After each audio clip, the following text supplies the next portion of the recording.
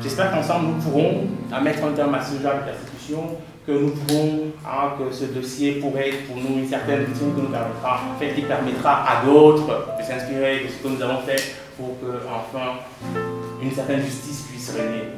C'est comme les ombres chinoises. C'est-à-dire que nous, on voit peut-être des ombres, mais on ne voit pas les magnétistes. C'est une obligation, voilà. S'il y a des intérêts français, il y a aussi des intérêts camerounais, parce qu'il y a des gens, il y a des notables locaux et puis très haut niveau qui profitent du même système. Parce que les émeutiers, c'est un terme qui est un petit peu qui est disqualifiant, mais ces gens-là, qu'est-ce qu'ils ont été saccagés? Ben, ils sont pris à la société. Et à ce niveau-là, il y a eu la société, je pense, s'est constituée partie civile, leur a réclamé de l'argent.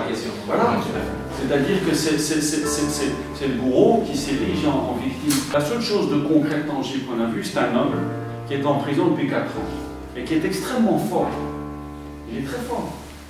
C'est lui qui nous a encouragés. Il est extrêmement. C'est un fauve, hein. Quand l'affaire a été prise, il a parlé pendant 5 heures et demie devant la cour. Il a donné un cours il y avait un cours de droit administratif, il a un cours de droit des collectivités publiques, il a donné des cours, hein. Il donnait les articles, les cours, les arrêts, techniquement.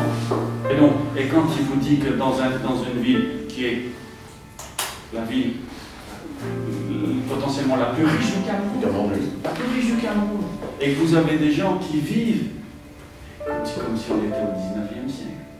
On nous dit qu'il arrive en politique, pas pour s'enrichir, il arrive lui riche.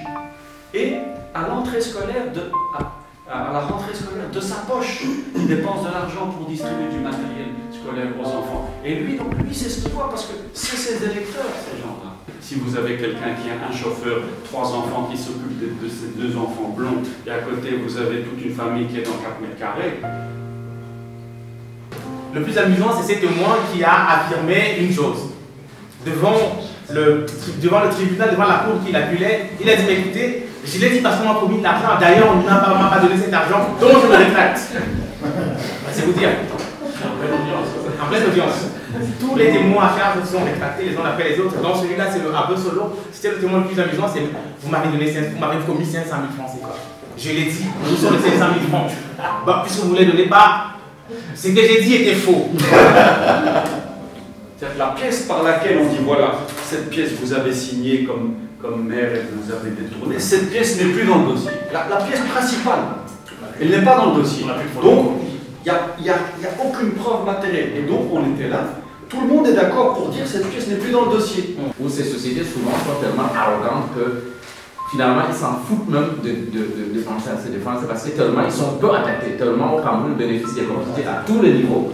C'est tellement dans le quotidien, c'est tellement accepté dans certaines mentalités qu'il faut vraiment donner un coup de pied dans la fourmilière ici. On empêche d'autres maires ou d'autres personnes dans d'autres localités de suivre son exemple.